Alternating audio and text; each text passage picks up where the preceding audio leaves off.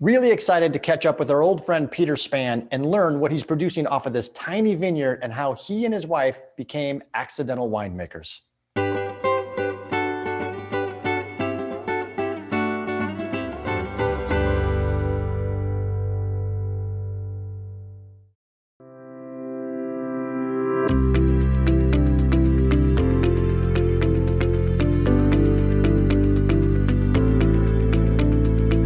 Peter, so good to see you again. I'm looking forward to this discussion.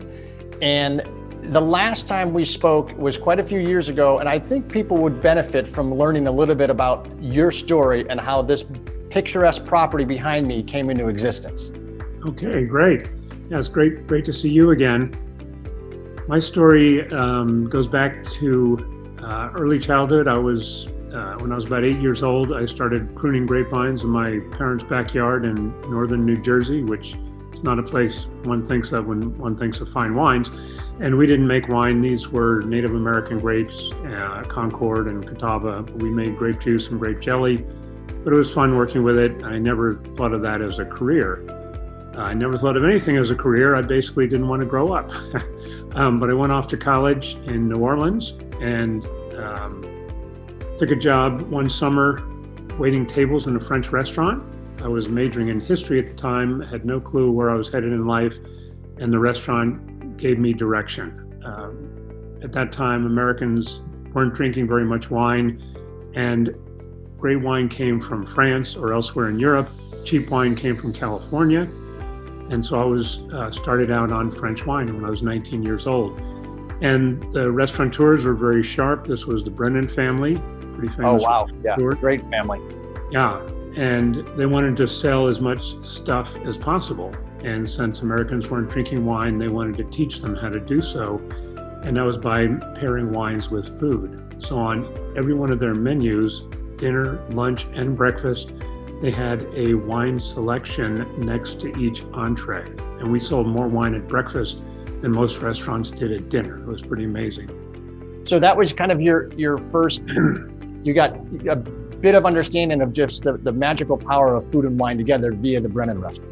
And what took you to this gorgeous property behind me in California that is not easy to find? It's quite isolated, but it is, to talk about postcard perfect, I mean, it is idyllic. Yeah, my wife dragged me there more or less. She was from California, I was from New Jersey, and she wanted to move back near her family. So I said, fine, I love California. I had been in the wine business for a while at that point and made many trips to California, absolutely loved it. So I said, let's go. So I went ahead, I took a job running a wine importing company in San Francisco. And this was during the dot-com boom of 2000. And I looked around at houses in San Francisco and got immediate sticker shock. So a real estate agent said, well, the more you move away from San Francisco, the better value you find. So I went up into Sonoma County, and my wife said, well, if we're going to look in Sonoma County, we ought to have some grapevines. I said, well, okay. You sought to produce some Bordeaux varietals from this land, and that's kind of been, I think, the foundation of your portfolio. We have a lot of volcanic soils in our mountains here, and you get a certain aroma of the volcanic soil in the wine. It's sort of, we call it forest floor. And since I grew up on Bordeaux, which virtually all Bordeaux wines are blends, and at the time we bought the vineyard, there were 5 red grapes allowed in Bordeaux, and this vineyard had 4 out of those 5 in it, so with the dominance on Cabernet Sauvignon. So it was absolutely what I wanted, volcanic soil, mountain fruit with a Bordeaux varietal mix. And how long before you could get the portfolio or the finished product to kind of what you were aspiring towards? We make a number of different varietals. We actually have about 22 different wines now. We started out with a Cabernet Sauvignon from this vineyard, and we nailed it on the first vintage. Oh, wow. Knew what we wanted, and it's been the same almost every year. We made about 4 other wines because of the recession.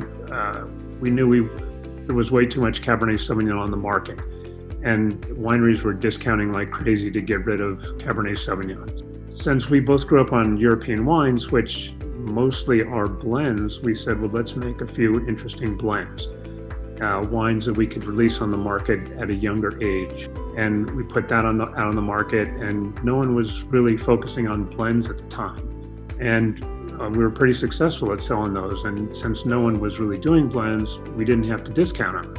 Stores didn't have way too many blends. They had too many varietals.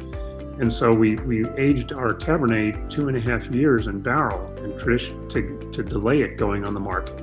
And traditionally, California Cabernet and Bordeaux are 1.5 years in barrel. And what we learned right away was that extra year in barrel gave us more micro-oxygenation, oxygen moving in and out of the staves to slowly mature the wines and change the molecular structure to a softer feel. Now, with regards to stylistically, you talk about an imprint from a vineyard and what terroir does. What is it that you and Betsy are after? You mentioned luxury, you mentioned or elegance and softness and low tannin and stuff like that. So what does the Vineyard Imprint, and how does that match what your goals are as it relates to the finished product? Vineyard Imprint is in the largely in the aromatics. Well, the color is very deep. You get very rich flavors out of the mountains because typically high quality Cabernet Sauvignon you can get 3 to 3.5 tons per acre.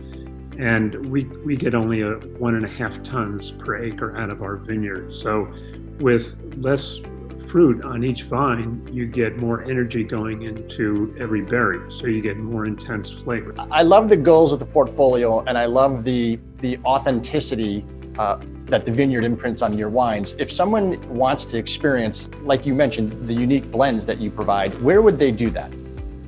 Our tasting room is a place to do it. We're a very small winery. Betsy and I are currently the only employees. And where is the tasting room? Tasting room is in Sonoma Valley, more specifically Kenwood, California. I would be remiss if I didn't raise a glass to your success, because we are humbled to have the opportunity to share your story, and we love to hear about it. We love to see what you're doing. So thanks so much for the opportunity. Well, thank you so much. It's been great seeing you again and talking with you. You bet. Cheers.